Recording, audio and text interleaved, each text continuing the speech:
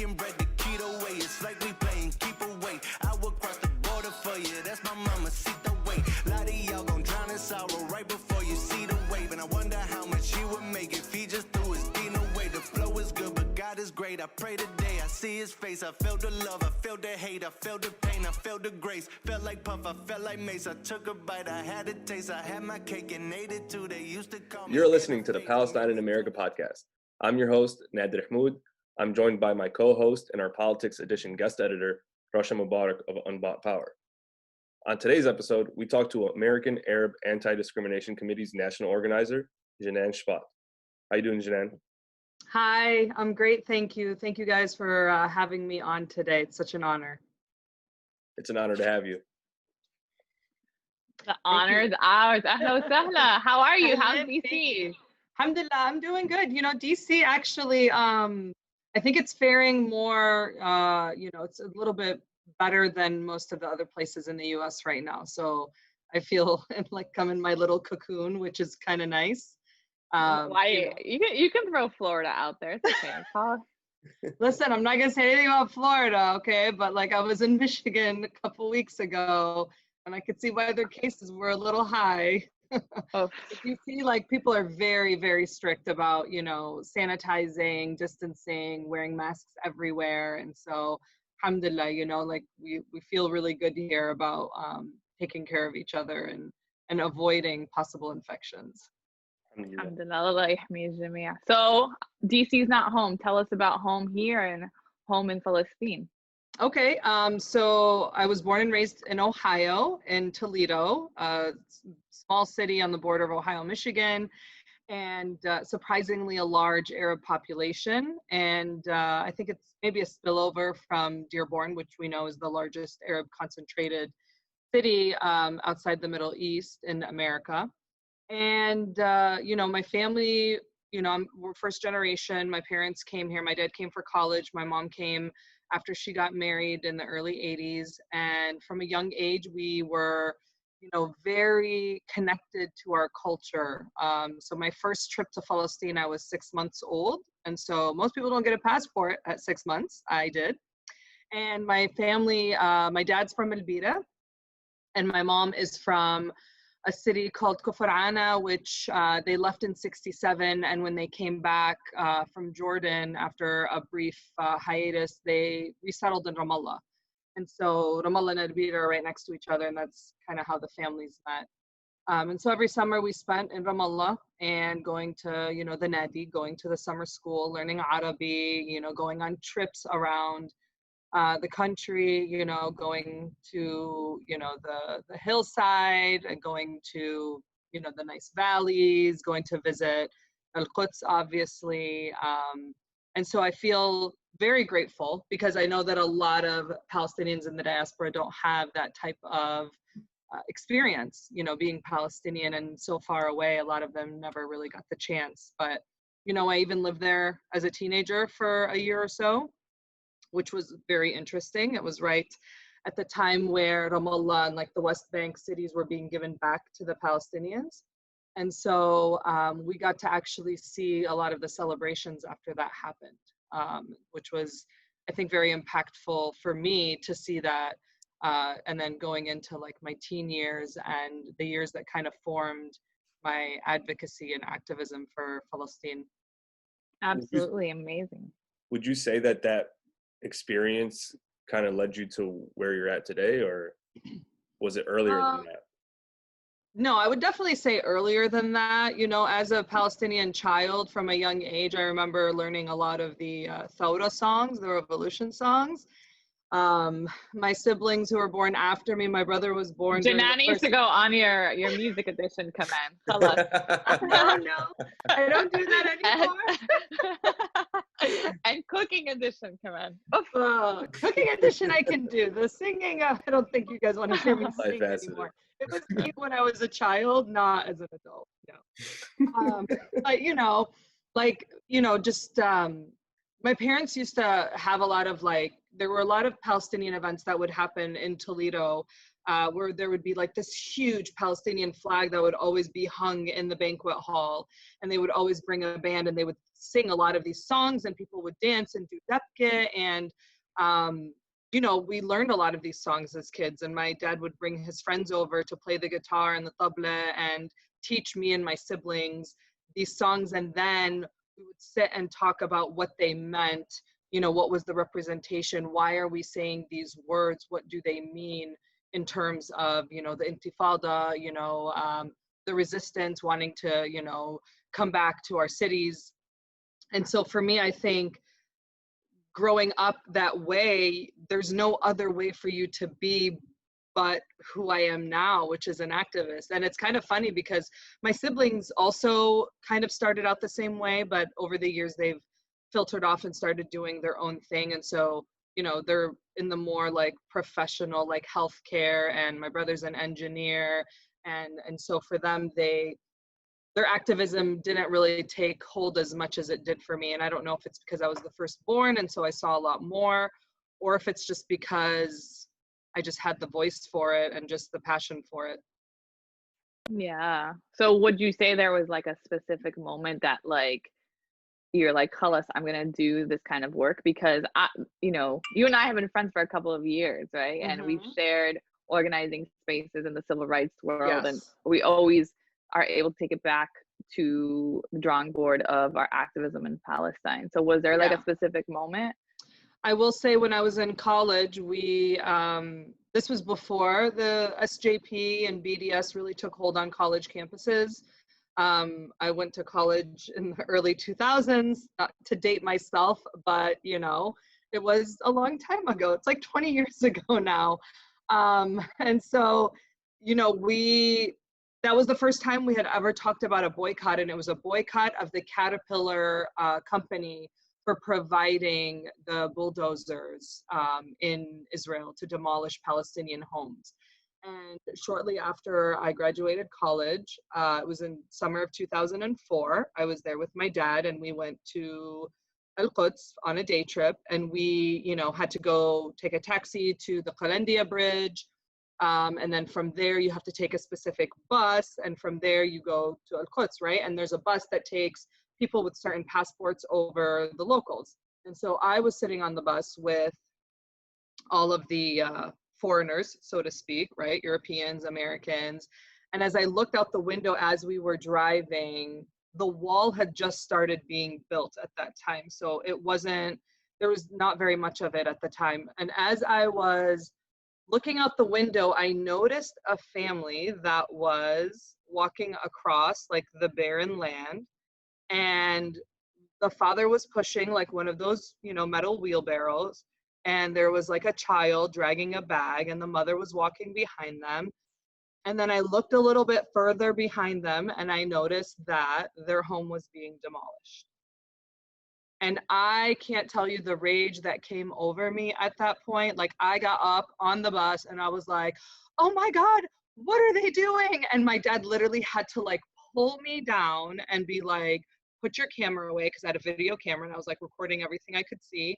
And he's like, just let it go, just let it go. And I was like, I'm watching this happen. Like, to me, this is, how could you not be like pushed to do something? How can you not be radicalized as a person when you see this happening in your face? We heard about it, we talked about it all the time when I was in college, but to actually see my American tax dollars at work, you know, destroying a Palestinian family's home so that they could build this wall was, I mean, I couldn't grasp it. I mean, the rest of the day I was just kind of like stewing in my emotions and just, you know, kind of suppressing my rage and very, very upset. And so I would say that's probably like the one moment that I always look back on that I remember so vividly as if it happened just yesterday. And then the rest of the trip itself was very, there were just so many incidents that happened during that time. Like in the middle of the night, one night I woke up and there was, you know, Israeli, you know, Jeeps coming through the neighborhood, yelling out through the megaphone, you know,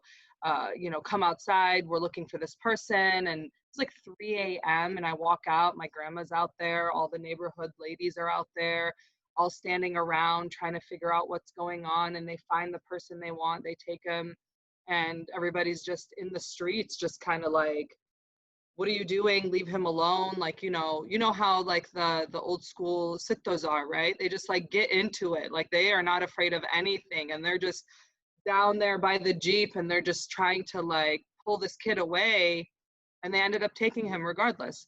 So that trip to me was also the last trip I took to Palestine. So I haven't been back since then, just because of, circumstances and work, and, you can never really take time off like I used to when I was younger. And so for me, like going back to that time period and remembering everything that happened there, I think is really what really kind of like set me forward to want to do more for my community, and to really take hold of the movement, especially coming from Toledo, which is kind of small, into trying to, educate and to move our community, to kind of like take that next step. Every time I feel myself getting a little bit down, I kind of reflect on that specific trip, because I know I can't stop the work that I'm doing, I feel like it has to continue, it has to be done. But we all get burnt out, we all get tired sometimes, sometimes you feel like, is it even worth it? Am I even making a difference? But that moment serves as a way to push me forward. I feel like you can answer that question though, like, is it worth it? Because you have an interesting perspective. You've been doing the work for a while now. I mean, even since a kid, technically, you can say you've been doing the work. But like you said, in college, you worked on, the campaign, and then thinking back to when you were in college and how the response was to that campaign in comparison to what's going on today, like, has the work been worth it? Like, how do you see where we're at today? And just to like piggyback on that, it is like, how are you able to inject it into what you do today in your career? Yeah. So I will say first, it was definitely worth it. We can see that the movement for Palestinian rights has definitely shifted in a way, I think, that is more effective than it used to be. So, my parents' generation, our parents' generation came over here, and yes, we would rally and we would have like protests, we would have like parties and gatherings. And that was pretty much the extent of it. There was no real grassroots like lobby, advocating on the Hill, trying to push legislation. Certainly no legislators or Congress members that were vocally pro-Palestinian. And so it was good to see over the last like 10, 15 years, the shift, especially in the last 5 years. And since we've had both Representatives Rashida and Ilhan in Congress, right? They were extremely vocal, and I think that kind of allowed other people to come through. And so now you have different Congress members who have started becoming vocal, like Betty McCollum and AOC and Judy Chu and so many others. And so I think, yes, it was baby steps. And back then, if I had looked towards the future to where we are now, I definitely would have never said that this is where we would be, that we had accomplished this much. But we've seen a movement, you've got all of these, pro-Palestinian advocacy groups, humanitarian groups. You have AMP, American Muslims for Palestine, who has grown into having one of the largest advocacy days on the Hill for Palestine. And again, nothing I would have ever thought would be possible. And so, yes, we've come a long way. We definitely have. And not to say that we still don't have a lot of work to do and that we don't have setbacks, but I am very proud of how far like our community has been able to come, and how well we have been organizing in the last few years, right? And pushing back and not being so afraid to push back, right? Because when we were younger, it was always like, don't mention Palestine because that can get you ostracized. You can start getting pushed out of circles, even in Arab groups and Arab communities. A lot of people, Palestine was the issue you didn't talk about because it was too radical. Wow. And so people were too afraid to speak up. Luckily, my parents are not those type of people, and so for us, it was always like Palestine first. Yeah. For that. So how did you wait? First of all, Nadir's face is missing. I don't Is know that why only my camera stopped working. Maybe the second? battery. Second of all, I'm in, it's like a look, I'm using my MacBook, so it shouldn't. I don't know what the hell happened. Okay. Well, I get to see Jinan's beautiful, fierce face. So Oh, thanks, girl. I see we'll you. miss you. We'll miss your face now, but I'm sorry, but I'm still here. so how do you like, because a lot of it is just like listening to your story. Like, first of all, I didn't even know that story when you went back home. Like, that was a lot. Like, I can't imagine experiencing that as a young person in this work, right? And a lot of times, like, we do start off as activists or organizers, and then like we don't want to get anywhere near politics, and it's like somehow we're here and we're there. And Yep. what has that transition looked like for you, right, as a vocal Palestinian woman who wears hijab, who has been unapologetic and has come from all types of organizing spaces, and most oftentimes, we aren't welcomed into political spaces. So how is that working out for you in what you're choosing as a career choice right now? And why? Yeah. Why do you see politics and how in the work for Palestine liberation?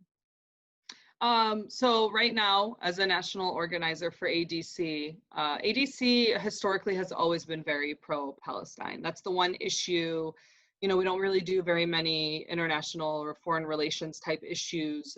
We don't comment on a lot of the stuff that happens. We don't comment on country versus country, these types of incidents or what have you. But Palestine is the one thing that we've always been very, very strong about, and we've been around now for 40 years. So we have deep roots in the Arab American community, and this Arab American community has second, third, fourth generation Syrian and Lebanese Americans, and then it also has like the new wave immigrants as well. So it's interesting to see that Palestine is the one issue that everybody can kind of rally around and agree on. And so, coming on board to run the national organizing space for ADC, it was very, that's huge. I'm so glad that you're in that position, honestly. I know. Seeing as where I was before and where I am now, it's like night and day, alhamdulillah. Well, that, but also, to have someone like you take on that role, it looks different. It feels different. Yes. And you bring so much meaningful and purposeful ways of how you show up for our community, but also how you've been showing up for others, and right. how that translates, right? Yeah, absolutely. And so I think that was something that they had discussed before bringing me on. And I think, I've always volunteered with ADC. It goes back to my college and high school years. They had a chapter in Michigan. I used to help them out all the time. Even here in DC, I would volunteer for their conventions or any of their booth events that they would have, just because I like to do that with different organizations, because I like to know what's out in our community and who I can work with and, what can happen. And so when I started at ADC, the position itself, molded to me just so perfectly. It's everything that I've ever wanted to do, and being able to run our national events and being able to speak out about Palestine so, unapologetically, so vocally, and not having to worry about, not crossing lines and not saying certain talking points, and, making sure that, we're hitting only certain points. It's been really fulfilling, and I think it's necessary and important for our community, especially with a lot of the normalization deals that happened this year. This was something that, again, we don't comment usually on foreign relations or other countries, but when it comes to Palestine, this was something that we had to speak on. We organized rallies, we wrote letters, we put out statements, and I think, the consistency, but also the necessity of doing so really shows that ADC, when it comes to Palestine, is a very fierce advocate, and it's something that, we're always going to stand by. We, we are very supportive of any legislation that's on the Hill. We work with so many different organizations that advocate for a lot of these resolutions and bills that have been introduced. And it's something that we hold very dear in our mission and our vision for being able to support Arab Americans and preserve the culture of Arab Americans in the United States. Yeah, and I think, it's yes, it's foreign policy, but also it's trickled down to and infringed on our civil rights, our civil liberties with anti-BDS legislation, how some legislation. Obviously, as an organization that defends the rights of Arab Americans and the civil liberties of Arab Americans, freedom of speech is a huge one. And ADC, even back in, the 1980s when we first began, it was, we were combating a lot of the stereotypes in Hollywood of Arab Americans, things in schools and colleges that were being taught that were false about Arab Americans, about Arab American history, even Arab American history of like Arabs coming to the United States and how that actually happened and why it happened, and the cause of the assimilation of Arab Americans early on, like in the early 1900s. All of these things are things that ADC worked like fiercely on and has connected with people all over the country in order to, and when it comes to things like, the bill on the Hill from Betty McCollum on the defense of the detention of Palestinian children, these are things that we're heavily involved in because when you look at the connection of our tax dollars and our influence in the Middle East and the influence of America, not ADC, but America in the Middle East, and the money and how much we are taking away from our own people here in the US that could use it for things like education and healthcare, being able to use so much of the tax money that's sent to Israel every year for unhoused people, veterans affairs, mental health services, all of these things affect Arab Americans here in the United States. And we are part of all of these communities. And we want to make sure that as an advocate for the Arab community, that we at ADC are doing what we can in order to, find the connection between the lack of resources and then also how it's affecting, so many of our families overseas. And so that's why it's so important for us, to be able to go out and advocate for our freedom of speech, to be able to boycott. People can boycott Goya, right? Over the summer, Right. Everybody was boycotting Goya, but you say you want to boycott Israel, or they put it in a contract for you and you can lose your job. You can be fined. Universities can be penalized, for divesting. And so we have to preserve like our most, at the very least, our most basic rights. And, the First Amendment is something that needs to be fiercely protected just as much as they want to protect, the Second Amendment and, freedom of religion and all these other freedoms that they claim are so important to them. Right. What kind of advice do you give folks who are looking to deepen their political journeys? Oh, I tell them to run away. No, I'm just kidding. Legit, yo. Sometimes No. I'm like, why am I doing no? Right? I'm like, no, actually, please come take over this work. I'm tired. I want to retire. No. I mean, so a lot of people have approached me and have asked about the work and how they could get involved. And I mean, there's so many ways. So we know that there's not a lot of money in nonprofits. It takes certain types of people to be able to work like this, where it's, 24 hours a day, you have to be ready at the drop of a hat in case something happens. I will say I am most thankful for the fact that the next administration won't be dropping surprises on us every morning. I hated checking my email or checking my news alerts under this current administration, because every day there was going to be something new that popped up, and it always kept you like in this state of anxiety.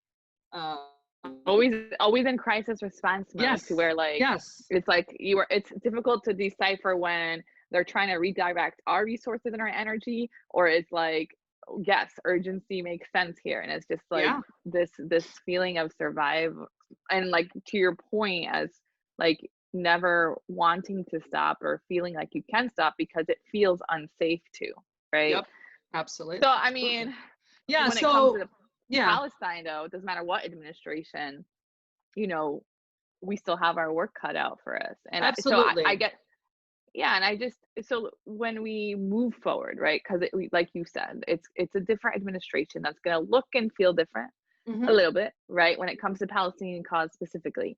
But so now is we lace up our shoelaces on the advocacy front of pulling people to understand with education and trying to agitate them to be better. There's a lot of advocacy and education involved, not just within the halls of Congress or policy, but solidarity, right? So what does solidarity look like for you as a Palestinian receiving and one that would be giving? So, or standing in with? Yeah, so I think it's so important. So solidarity, you know, it means so many different things to so many different people, right? So someone can just be like, you know, I'm not saying, you know, Israel's good, so that means I'm in solidarity with the Palestinian people. And I'm just like, nope, no. That ain't it. That's not how that works. That's not how it works. No, sorry. We're still occupied. Yeah. And so a lot of people will say, oh yeah, I mean, I believe you have rights, but like, you know, Israel's already there, you know, and that's also not solidarity, right? And so solidarity as a Palestinian, like if you want to offer me full solidarity, you will understand the history of the occupation and the oppression of the Palestinian people. You will understand that there are so many people who were kicked out and have not had the right to return, and they deserve the right to return to their homes. And then at the same time, you also have to acknowledge that the Palestinians who are living right now deserve the basic human rights, such as water and being able to move freely and not have to be, you know, monitored and kind of caged in, you know, by Israel. And so if you want to be like an actual friend of a Palestinian and of the Palestinian people and show your true solidarity, that is what I'm asking. And at the same time, don't walk back your comments. Like, don't say I'm with the Palestinian people, and then when push comes to shove, you're running for office, you're at a meeting, you want a job, and they ask you about it, you say, no, I don't really believe that. I just said that at the time. And we've seen that a lot. It's happened. Except Palestine. Hello. Yes, progressive except Palestine. And so, yeah, so for me, that is extremely important. And, you know, living in DC, everybody here has an opinion on Palestine. Like, it's hard not to, because we're in the nation's capital. It's a very politically charged space. And so it's been very easy to weed out the types of people who are kind of like on that fringe. Exceptional. Right? Yeah, right. Who are just like, yes, I'm an advocate for like human rights and dignity. And then when it comes to Palestine, they're like, it's kind of complicated. Like, I can't really make my choice there. Like, it's not that complicated. Yeah. It's like, you know, people are like, yeah, but if you care about other communities, you would leave your people behind. Yeah, it's right. Just like, you must be so privileged, and it's like that's not it either, right? Oh, so that is 100%. That is a line that I've used multiple times. How privileged you must be that it's so easy for you to kind of dismiss a whole people because it's not that important to you. But you know, that actually just makes it so much easier to know who I can work with and who I can't work with. Right. And on that note, what, like, we talk about freedom, we talk about liberation, we talk about equity, and we talk about it not just for the Palestinian people. We talk about it for all people, right? Like, one person that's discriminated against or oppressed, or is stripped of their basic human rights is far too many people, right? Yep. So when you think about a free world, What does that look like for you? Oh, so I would say a free world would be a world where we can all exist, whether, no matter who we are, our backgrounds, our economic status, our race, our abilities, our sexuality, sexual orientation, our genders, um, without judgment and without conditions, being able to have Mm-hmm. full equity, access to the same things, and being able to live without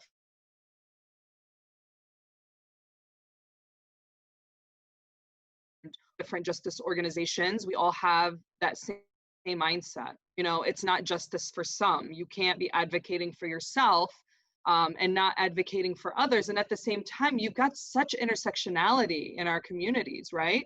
So when you're talking about the queer community and you're talking about the disabled community and you're talking about the Black community, all those exist within the Palestinian community. So I don't understand how some people are okay with the fact that you can exclude one group of people while you're advocating for yourself. I don't think that that is a good, recipe for, actual justice. And if you're talking about true equity, then, you would want for your brother what you want for yourself.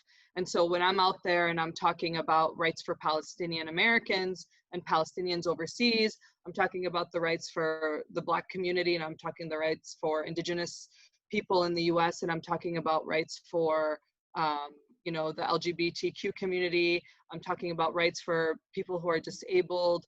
And because it all coincides, all of our demands are exactly the same. We're just asking to be treated as human beings with respect and given the same opportunities as other people. That was such a beautiful answer. Thank you so much. Oh, and look who's back. Well, we can't see you still. You're still not there. We can hear you, but no face. I know, I still can't get the camera to work, but finally my Zoom, the whole time I had the spinny wheel of death, but I was listening to the great conversation that was going on. You guys didn't need me anyway, but Nasha and I can talk for hours. That's right. And Jinan, it's honestly like,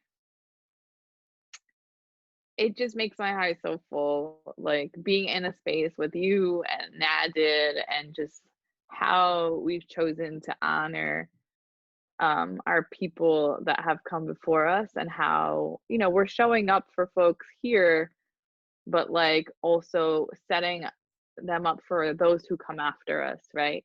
Absolutely. We understand that in this work, we might not always see it come into fruition in our lifetime. Inshallah, it does, right? But not all of it, as we can imagine. Yeah. We talk about reflection a lot. Art is such a huge part of our resistance, and just literacy, all of it, music. Is there a specific, and this is, we want to end it because you've been really able to bring it home with just so many of your answers and lived experiences, so we really honor that. Is there a certain quote or poem or Arabic proverb specific to like a Palestinian poet or song that you often think of when you're tired, or when you're feeling fired up, or when you're feeling exhausted, and you often just reflect on? So my apartment is filled with Palestinian art. So you can see behind me, I have Mary Khouri's drawing that I got last year in Chicago.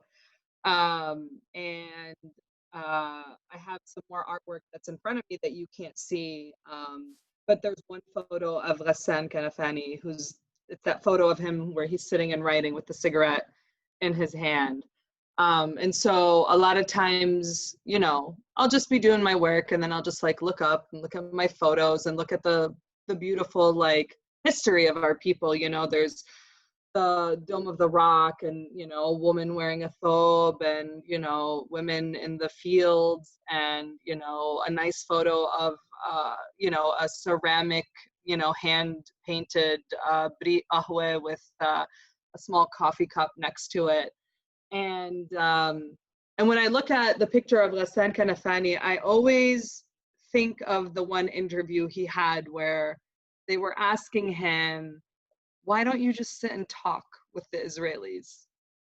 And this is interesting because when I was in college, we used to get that a lot on campus. Just sit and talk with Hilal. Just sit and talk with the Hilal group. And it's like, you know, this group is hostile towards us. And we know that anything that we say to them is just going to be kind of, you know, blown in the wind. They're not going to take it. They're not going to listen. They're not going to apply it. So why waste my time? And he says that in the interview. He says, talk about what? And they said, just talk. And he's like, talk about what? And he keeps repeating it. And it's so powerful because he's making the point that you cannot talk to your oppressor. When their knee is on your neck, right? And when their hands are choking you into silence, you can't talk to a person like that. At that point, you realize that the way that you're going to become free is if you free yourself. That's the only way. And so you rely on yourself and you move yourself in a way where, you know, you find people in solidarity, true solidarity with you, who are going to move with you, who are going to be there, you know, to support you and carry on your work long after you're gone. So that's awesome. Beautiful. That's actually one of my favorite interviews, and I'm glad you brought that up because and just like when we were talking about progressive except for Palestine, it feels like we're the only ones that have to sit at the table with our oppressors. You know? Like, right. Especially like in journalism school, we were like, whenever a story was written about Palestine, it was like the only time we had to go to the other side, quote unquote, and get a quote. Like, wait, what? Like, that doesn't make any sense. Like, exactly. Their statement shouldn't have any validity because of who they are. Exactly. 100%. 100%. So it's crazy, you know, and thanks again for giving us your perspective. That was awesome. And thanks again for all the work that you do. We really appreciate this interview and the time that you gave us. Absolutely. Definitely a Palestinian that people should know. And yeah. So if you could really quickly just, you know, if you have like places to shout out that people can, you know, follow your work or whatever you want. Yeah, I mostly Twitter. So you can find me J_Deena, DEENA. Instagram, I will say, is more for my cooking. But if you do like Palestinian cooking, you can follow me there. That's always a fun time. Not when you're fasting, if you're fast.